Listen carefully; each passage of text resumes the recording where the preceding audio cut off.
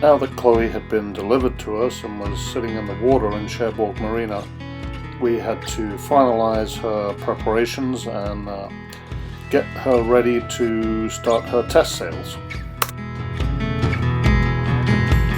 It's an absolutely beautiful day. Not much wind today. Everything's calm in Cherbourg Marina. Sunday.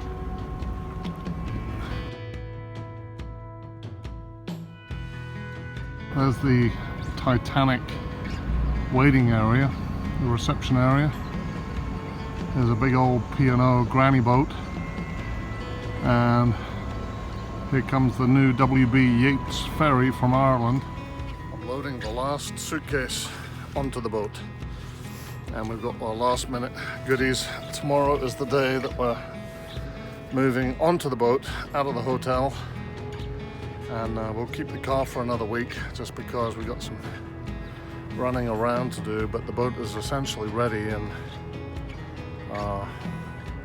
just little things to tie off, and then we're going to go and get a couple of days of training and learn what all those little strings are that they put on the boat, and then we'll be off. We've just got to wait for a weather window.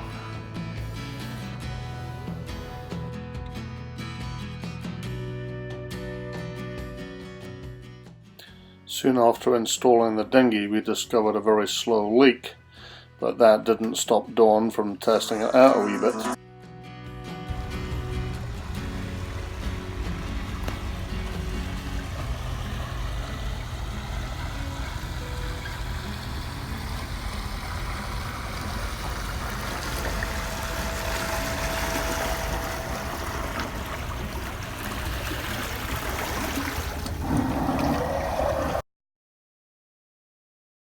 Made several modifications, including the installation of a 3-stage fresh water filter so that we had carbon filtered water for when back flushing the water maker. That's important so we don't mess up the water maker's membrane. It gave us delicious, clean, fresh water to drink no matter where we got it from. We just checked out of the Airbnb in Cherbourg here for the last time, and we're now driving to the marina to spend our first night on Chloe and load all our last minute belongings and toothbrushes and socks and things like that. And this is the marina. It's a big one in Cherbourg, and it's not only is it large, but the facilities are really top quality, and it's very reasonably priced as well. So we'll just hang here. We've got a bad weather front coming through in a couple of days, and so it's predicting 50 mile an hour or 50 knot winds in the Channel Islands, so we'll wait for that to pass. We had hoped to leave to catch a neap tide, but I think the worst of the two weevils would be 50 knot winds, and there's no dock in Alderney, it's just a bunch of mooring buoys. So this is where we'll hang.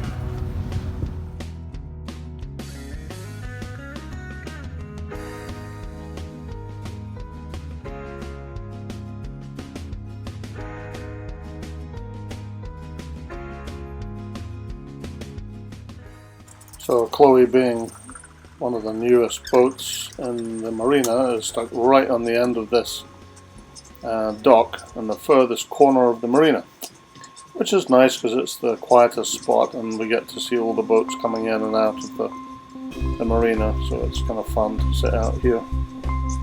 This was the first time we jumped up on Chloe. We'd made this little wooden step here out of some bits of rope and a bit of oak we found.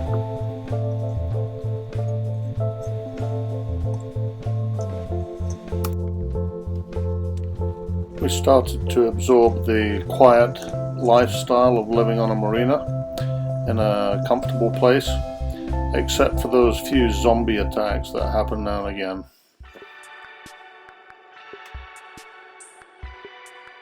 But what are you gonna do?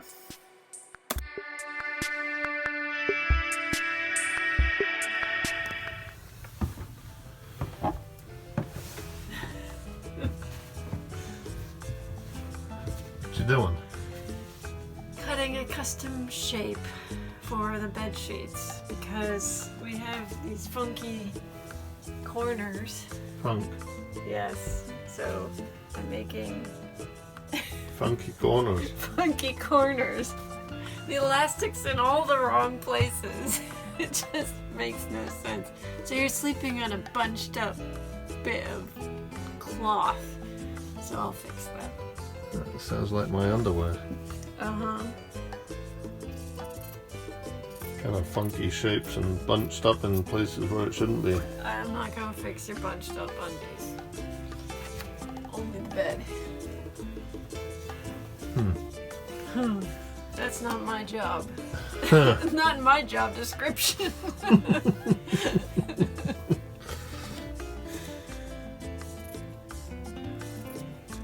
Oh, and I'm using a cover for a hidden rocker under one of the beds as my working table. It's got a hole in it. As another project, part of the US Coast Guard documentation process required that we made an unremovable permanent number in 75mm font attached to the bulkhead somewhere. So we did that. Spent a lot of time looking around the boat, looking for opportunities to make the boat more comfortable and to add any sort of equipment features that we felt we needed. VHF, for example, a good kettle that was vacuums insulated, and a coffee pot the same. Generally looking around for all kinds of things that would be sensible to install at this point. Already Chloe was very comfortable to live in, very warm and cozy and sound insulated on the inside, and her 5.1 square meter solar panel provided all the electricity we needed for pots of tea and heating even.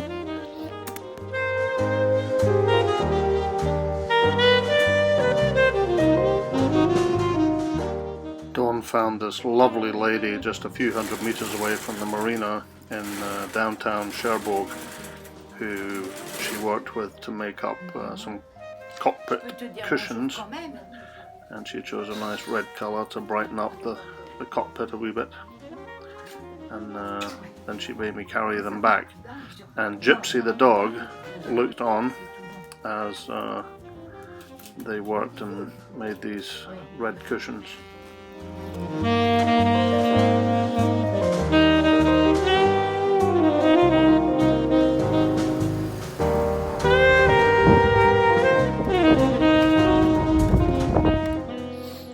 Chloe's big batteries and a 3 kilowatt inverter were easily able to deliver pots of tea or run a hairdryer or run the microwave.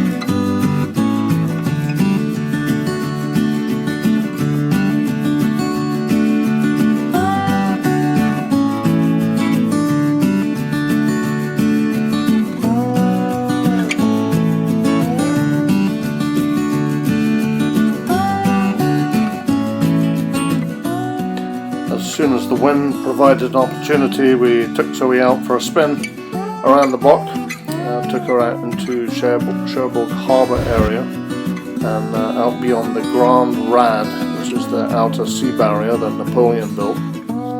and tested her out, marked up her reefs, pulled tight on all her sheets, and see what she could do in 15 knots of wind to start with.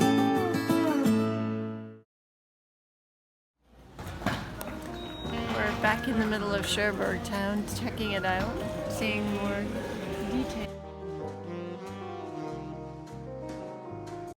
We discovered that Cherbourg has always got something going on. They do actually a very good job of laying on attractions. This week the French frigate Hermione arrived. It's a big 32 gun Concorde class frigate with 12-pounder guns, and she just turned up and entered the Cherbourg Harbor right in front of Chloe. As the boat got closer, it lined up its cannons and it started shooting.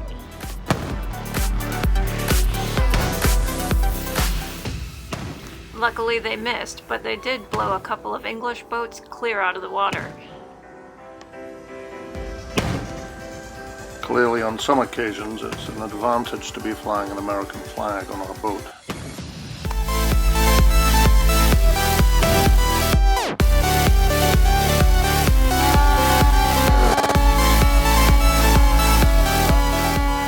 Poor Skip the dog on the boat next door was a little confused by all this shooting. A whole flotilla of smaller craft followed the boat into the inner harbor in Cherbourg Marina, and the boat was available for tours, people to come on board and take a look at the boat all week. And also to celebrate the boat's arrival, they put on a big fireworks display.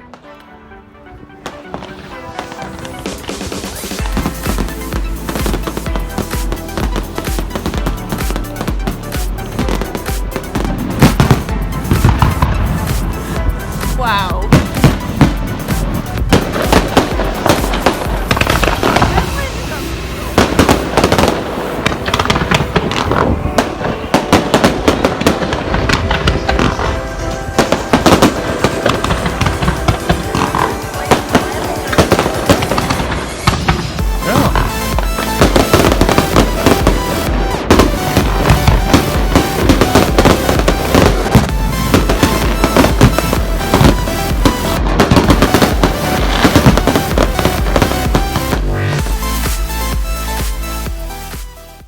Is very close to the Normandy Landing site, where the Allies ran up the beach and tried to displace the occupying German force.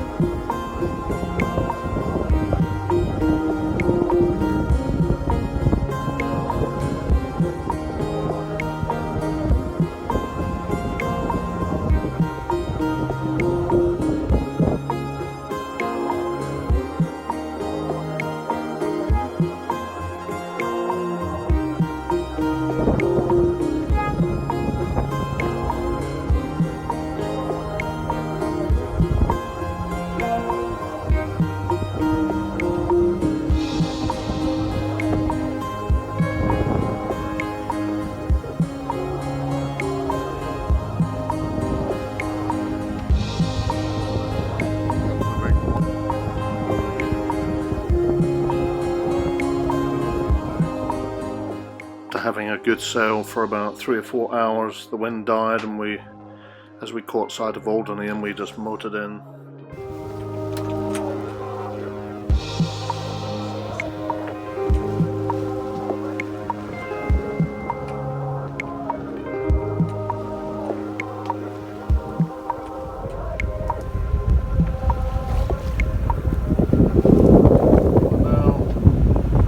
Heading over to Alderney, We're halfway between Point Hague and Alderney, and we're feeling this significant current coming through here.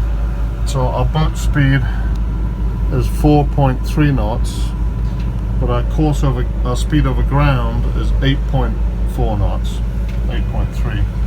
So that means we've got 4 knots of current, and it's dragging us in this direction, the blue arrow. So that means this is our little boat here.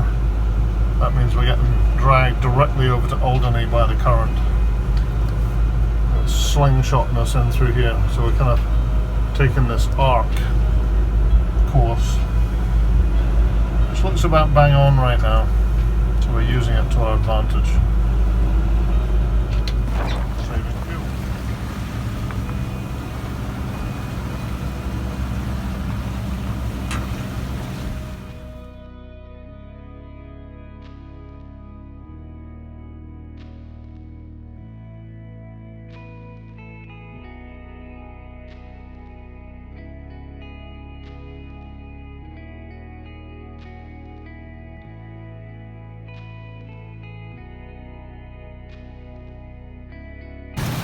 We're coming into Alderney, and we made it through the race without getting caught up.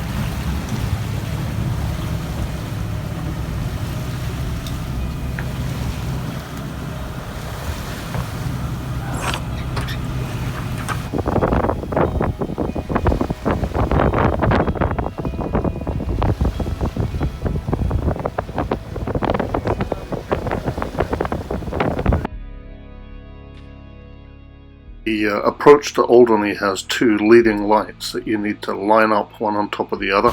One's up on the hill and the other's down on at the harbour, and that will guide you in the correct line and avoid you hitting any rocks and stuff on the way into the harbour. What can you see? What can you see? Pyramids. Pyramids? Shit, we must have turned left somewhere along the line.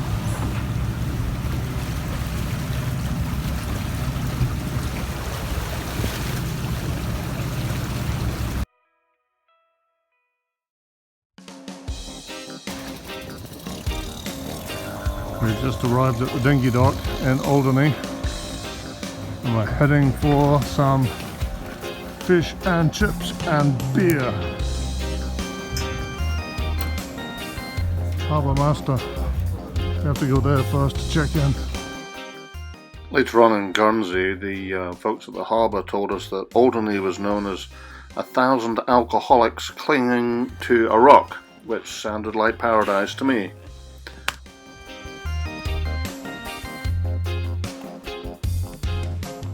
Alderney Harbour is very easy for yachts people to come and stay. There's about 50 plus mooring buoys out there and easy to pick up, and they're all strong, heavy enough to handle a 16-ton yacht, and so it's an ideal place. There is no dock per se, so everything is based on mooring buoys, but that's great if you've got a dinghy. And then they also lay on a little water taxi for a couple of bucks that will take you back and forth into town or to the pub, to avoid those drinking and driving occasions. That was a bit of a crash landing. There we go. Yeah. So he's got a big engine. This is Alderney Harbour, Braye Harbour.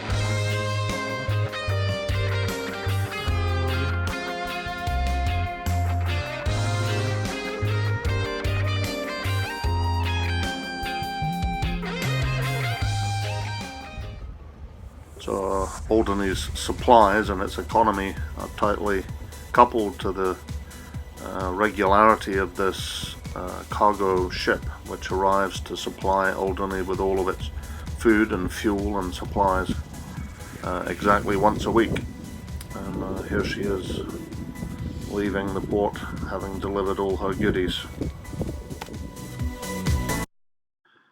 Alderney's seawall provides an excellent target for radar azimuth correction, and we needed to make an adjustment of about 8 degrees to her azimuth. You can see it here clearly where radar's been overlaid on the chart.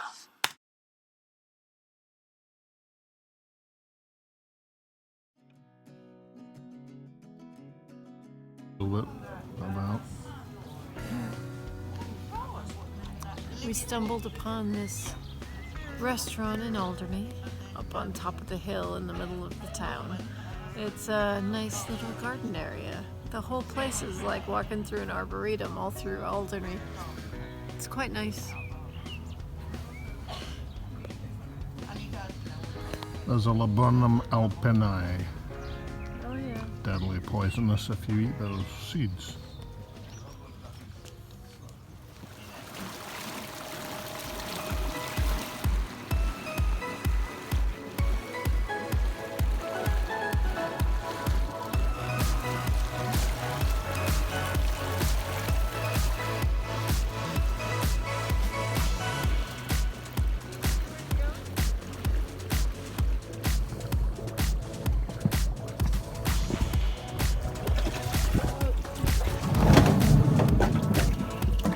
Got it? You can just pull yourself onto the other one, huh? Or do you want me to use material?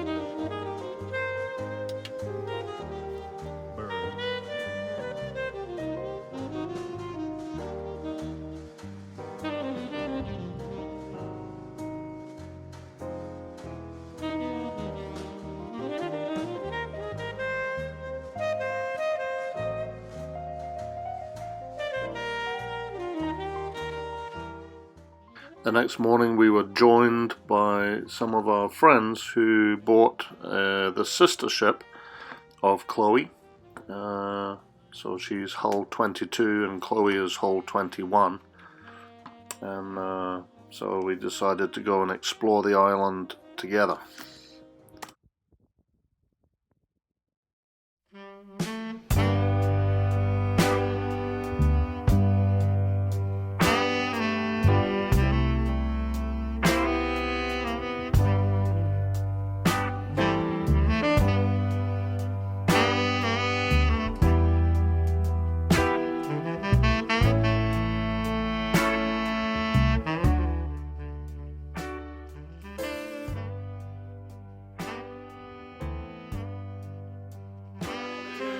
Drunken sailor, what shall we do with a drunken sailor? Early in the morning, hooray, up she rises, hooray.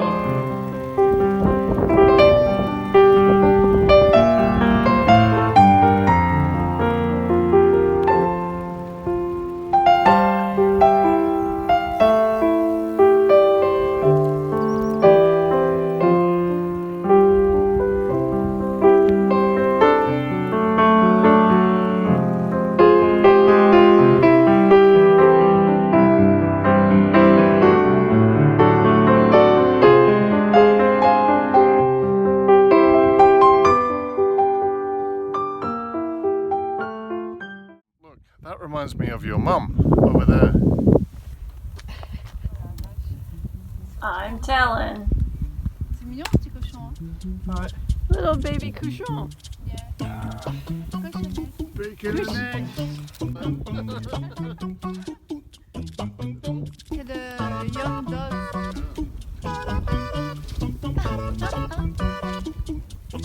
They're curious.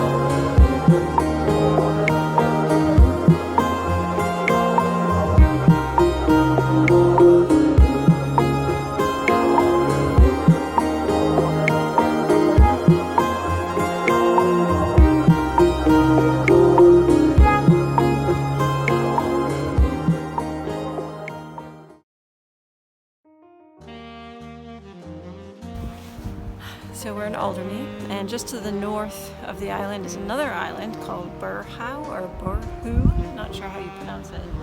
But it's a protected site, and it's protected because it contains several species of rare birds, about 11 species. One of them is the puffin, the southerlymost location of Atlantic puffins. And apparently they nest together. A mother and a father raise one chick each, and they burrow into they share a burrow, often with a rabbit family. So they all live happily together. Puffins live with rabbits. That's what I read. They look a bit kind of like a cross between a bird and a rabbit. Yeah, who knows what goes on in the burrow. What the goes rabbit. on in the burrow stays in the burrow. The puff bit, or the rabbin burrow. Yeah. Wow.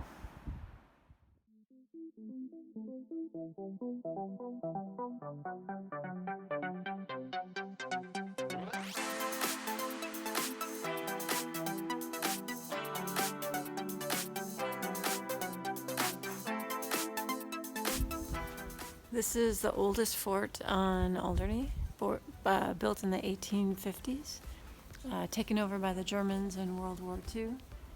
They had 33 gun points installed, and the Italians took it over afterwards, after the war. And these are gun placement positions that the Germans installed during the war, so they could shoot at ships. What's in here? Maybe a store of some form for gun stuff, or for something else, provisions even. I fear it may be gun stuff. There's a lot of gun possessions here. So they had a good half a dozen guns to shoot at the Brits and the Americans and whoever else they wanted to take shots at. That's the Swinge down there, which is a high current strait. A lot of ships get into trouble. So these guns were placed on this track in beautiful granite rock, and then the central pivot point also on a big slab of granite. Actually, it's not concrete, it's all done in rock, and here's a beauty down here.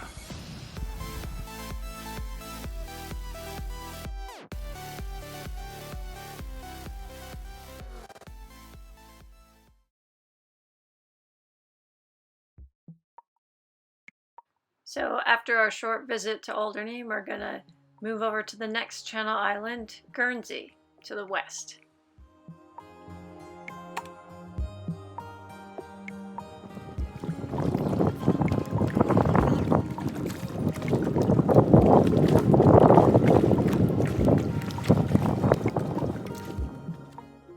Next, we thought we would sail from Alderney down to Guernsey just to see what we could see in Guernsey and to check it out. A much larger island with a much bigger population.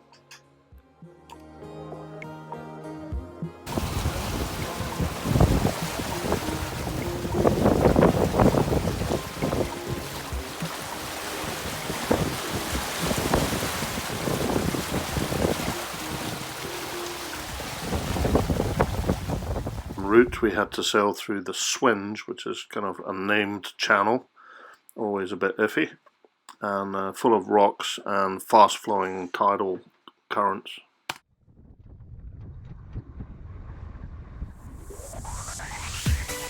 As we're starting out sailing on this boat, it's the first boat that we were living on, so part of the process is learning how to work together and develop a process for sailing upwind, downwind, jibing, tacking, reefing, all the types of sail maneuvers that you would typically encounter in a voyage. So before we cross the Atlantic, we wanted to get a process down between us and also make sure that both of us could do each of the tasks on the boat in case one of us gets hurt or we have to single hand. One of the ways that we found that would lead us to improve was to try to do things faster and faster without making mistakes, and that way we would try to automate a lot of the tasks that we were trying to achieve working together.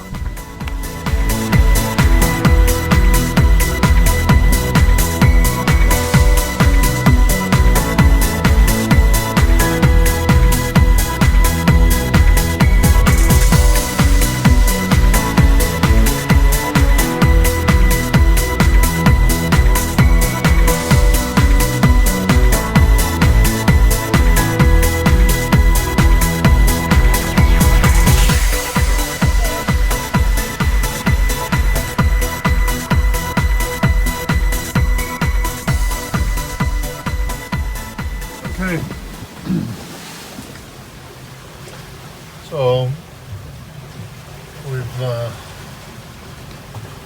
we have got 14 knots of true wind speed.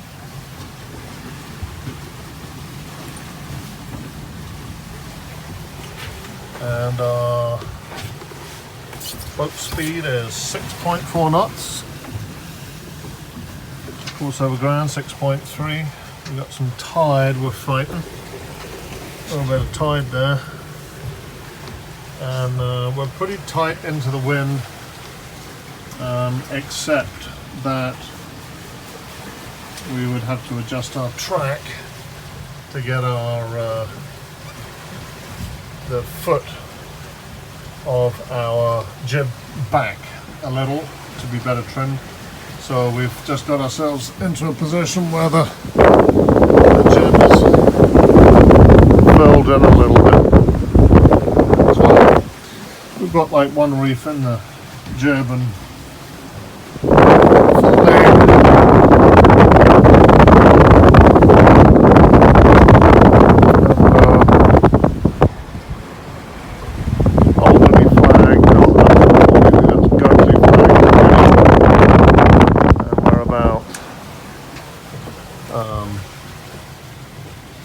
we're about 10 miles out of St. Peter Port, the Guernsey main port, which we've never been to. So we'll check that out. And I'm a little bit worried about the tide. When we get into the tide, the tide's going to be very low.